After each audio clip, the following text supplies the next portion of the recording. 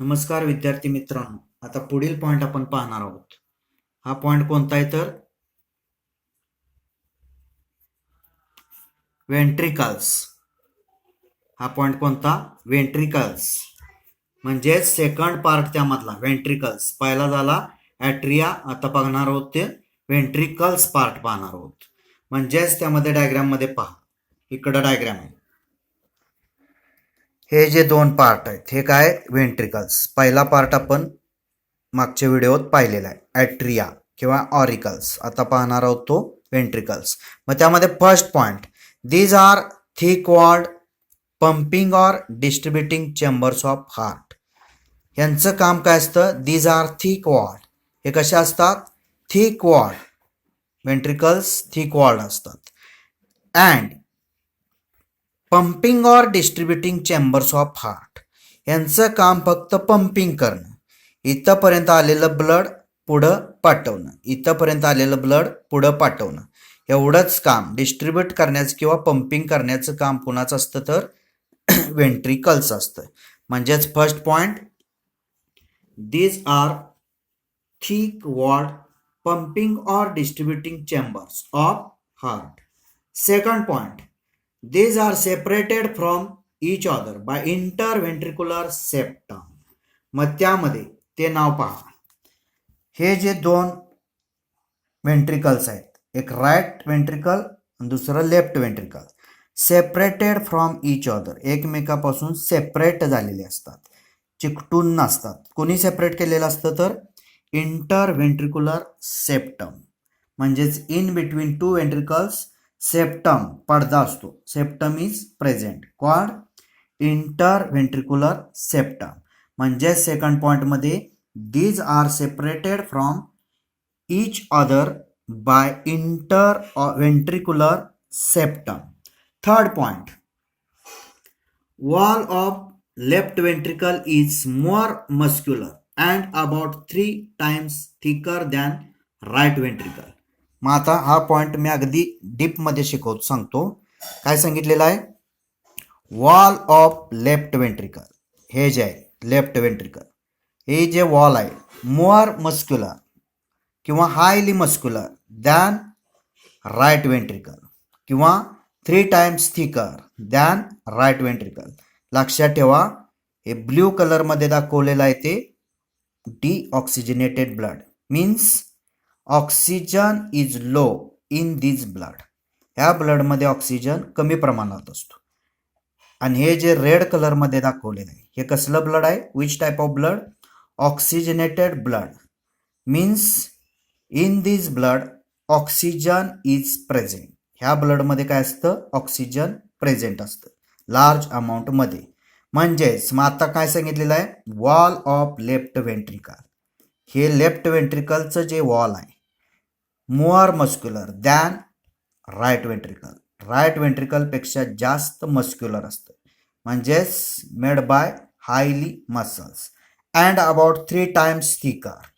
Right वेंट्रिकलपेक्षा left वेंट्रिकलचं जे वॉल आहे ते 3 पटीनं थिक असतं. कोणापेक्षा? राईट वेंट्रिकलपेक्षा लेफ्ट वेंट्रिकल्स. बिकॉज, याचं कारण पण तसं आहे. Because in right ventricle deoxygenated blood is present, means blood pressure is low, and in left ventricle oxygenated blood is present, means blood pressure is high. So left ventricle wall is 3 times thicker than right ventricle. म्हणून 3 पटीनं left वेंट्रिकलचं जे wall आहे ते right वेंट्रिकलपेक्षा जाड असण्याचं कारण तुम्हाला समजलेलं आहे. बिकॉज रिझन काय? तर त्यामध्ये in right ventricle deoxygenated blood is present, so blood pressure is low, and in right ventricle oxygenated blood is present, so blood pressure is high. समजला डिफरन्स त्यामध्ये? म्हणजेच third point, wall of left ventricle is more muscular and about 3 times thicker than right ventricle. Next point, number 4th, Small several ridges are present in inner surface of ventricles called columni corni or trabeculi carni. मग यामध्ये आता diagram पहा काय सांगितलेलं आहे तर small several ridges म्हणजेच अगदी लहान अनेक असणारे उंचवटे चढ उतार कुठं प्रेझेंट असतात तर इनर सरफेस ऑफ वेंट्रिकल्स इथं आणि इथं वेंट्रिकलच्या इनर सरफेसवर तिथंच त्याला काय म्हणतात नाव दिलेलं आहे कॉलमनी कार्नी और ट्रॅबॅक्युली कार्नी. हे जे रिजेस असतात त्यांना काय म्हणतात चढ उतार उंचवटे स्मॉल सेव्हरल रिजेस कोणामध्ये प्रेझेंट असतात तर इन वेंट्रिकल्स बोथ साइड म्हणजे दोन्ही साइडच्या वेंट्रिकलमध्ये small several ridges are present called columnae carneae और ट्रॅबेक्युली कार्नी. यालाच काय म्हणायचं कॉलमनी कार्नी किंवा trabeculae carneae. Number 4th small several ridges are present in inner surface of ventricles called columni carni or trabecular carni. Next point, number 5th, these ridges divide the lumen of ventricle into small pockets or fissures. आणि आत्ता जे दाखवलेले जे ridges आहेत हे divide होतात कशामध्ये lumen of व्हेंट्रिकल्स व्हेंट्रिकलच्या ज्या मध्ये पोकळ्या असतात ल्युमेन त्यालाच तिथं काय म्हणतात किंवा ते काय असतं स्मॉल पॉकेट्स किंवा फिशर्स. ल्युमेन म्हणजेच काय असतात तर लहान लहान असणारे पॉकेट्स किंवा लहान लहान असणारे फिशर्स. म्हणजेच 5th point these ridges which ridges columnae carneae और ट्रॅबेक्युली कार्नीचे जे आहेत ते ridges divide the lumen of ventricle into small pockets or fissures. Next point, number 6th. The lumen of ventricles also shows inelastic or non-elastic fibers called Cordy tendini. मग त्यामध्ये नाव बघा काय सांगितलेलं आहे तर ल्युमेन ऑफ व्हेंट्रिकल्स व्हेंट्रिकल्सचे जे ल्युमेन्स आहेत ते also shows काय दाखवतात inelastic inelastic means non elastic elasticity is absent असे असणारे fibres. This fibres are called अशा फायबरला तिथं काय म्हणतात कॉर्डी टेंडिनी. अशा फायबरला काय म्हणतात कॉर्डी टेंडिनी. म्हणजे 6th पॉइंट काय द ल्युमेन ऑफ व्हेंट्रिकल्स व्हेंट्रिकलचे जे ल्युमेन आहेत ऑल्सो शोज काय दाखवतात तर inelastic or non-elastic fibers. These fibers are called Cordy tendini. Next, number 7th. Cordy tendini attach the bicuspid and tricuspid walls to papillary muscles of ventricular wall and it regulates their opening and closing. मग आता ते बघा काय सांगितलेलं आहे पॉइंटमध्ये कॉर्डी टेंडेनी हे जी कॉर्डी टेंडेनी नाव दिलेलं ही कॉर्डी tendineae attach कुणाला अटॅच झालेलं असते तर tricuspid as well as bicuspid valve. Tricuspid valve present in between right and left right atrium and right ventricle and bicuspid valve present in between left atrium and left ventricle. Attach काय attach झालेलं असतं chordae tendineae to papillary muscles of ventricular wall इथं नाव दिलेलं आहे. म्हणजेच ventricular वॉलचं जे पॅपिलरी muscles आहेत त्याच्यामार्फत काय झालेले असतात chordae tendineae attach with tricuspid as well as bicuspid valve. It regulates मग यांचं काम काय असतं it regulates their opening and closing. म्हणजे ट्रायकस्पिड वॉल आणि बायकस्पिड वॉल यांचं ओपनिंग आणि क्लोजिंग रेग्युलेट करण्याचं काम कोण करतं कॉर्डी टेंडेनी करत असते. म्हणजे 7th पॉइंट काय chordae tendineae attach the bicuspid and tricuspid valves to papillary muscles of ventricular wall and it regulates their opening and closing. मग bicuspid valve present in between left atrium and left ventricle. Tricuspid wall present in between right atrium and right ventricle. समजलं हा 7th point. Number 8th, pulmonary trunk or aorta arises from right ventricle carrying deoxygenated blood to lungs for oxygenation. मग आता हा डायग्रामवरून point विचारत घ्या आणि समजावून घ्या. काय सांगितलेलं आहे त्यामध्ये pulmonary trunk or aorta arises from कुठं अरायज झालेला असतो तर फ्रॉम राईट व्हेंट्रिकल. लक्षात ठेवा ब्ल्यू कलरमध्ये इथं ब्ल्यू कलर आहे म्हणजे हे व्हेंट्रिकल आणि ॲट्रियम. ह्या व्हेंट्रिकल आणि ॲट्रियम पण हा कुठं अरायज झालेला आहे म्हणून सांगितलंय pulmonary trunk or aorta arises from right ventricle. Right ventricle पासून अरायज झालेला असतो कोण pulmonary trunk or aorta. Carrying हा कॅरी काय करत असतो डिऑक्सिजनेटेड ब्लड. कसलं ब्लड डिऑक्सिजनेटेड ब्लड.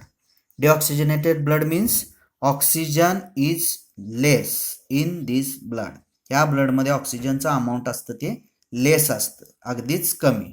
मग हे ब्लड कसलं डिऑक्सिजनेटेड. कुठं कॅरी करण्याचं काम केलं जातं तर टू लंग्स फॉर ऑक्सिजनेशन.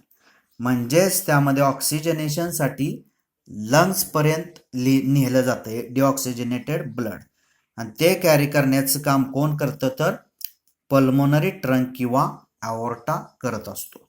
म्हणजेच त्यामध्ये एक पॉईंट काय सांगितलेला आहे pulmonary trunk or aorta arises कुठं अरायज झालेला असतो तर arises from right ventricle carrying deoxygenated blood. Right व्हेंट्रिकलला अरायज झालेला असतो कॅरिंग काय करतो डिऑक्सिजनेटेड ब्लड अशुद्ध रक्त टू लंग्स कुठंपर्यंत नेतो लंग्सपर्यंत. कशासाठी नेतो फॉर ऑक्सिजनेशन शुद्ध करण्यासाठी. Number 9 systemic aorta arises from left ventricle carrying oxygenated blood to all parts of body. मग आता ते नाव बघा कोणतं नाव सिस्टेमिक ॲओर्टा.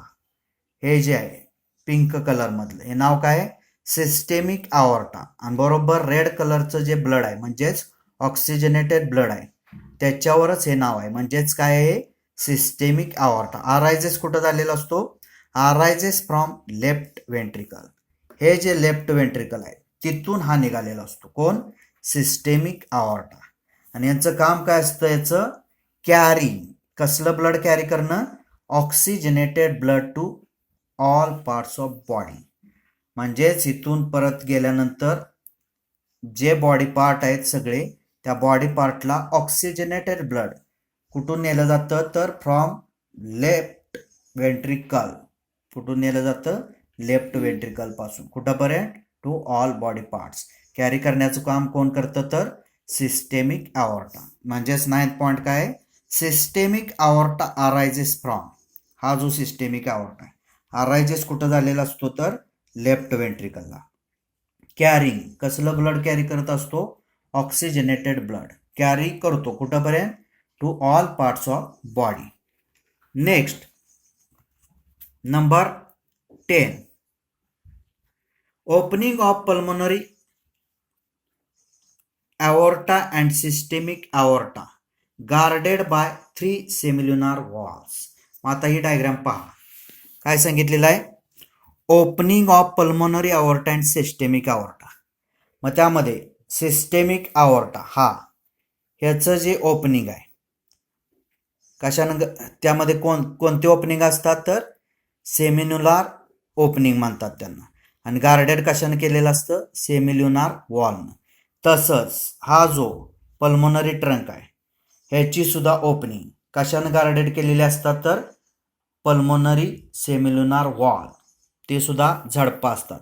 इथं 3 वॉल्व असतात इथं 3 वॉल्व म्हणजेच 3 वॉल्स प्रेझेंट इन इच ॲओर्टा. प्रत्येक ॲओर्टामध्ये 3 वॉल्व असतात म्हणजेच त्यामध्ये एक सिस्टेमिक ॲओर्टामध्ये आणि दुसरं पल्मोनरी ट्रंक ऑर ॲओर्टामध्ये काय असतं तर 3 सेमिल्युनार वॉल्व्स आर प्रेझेंट.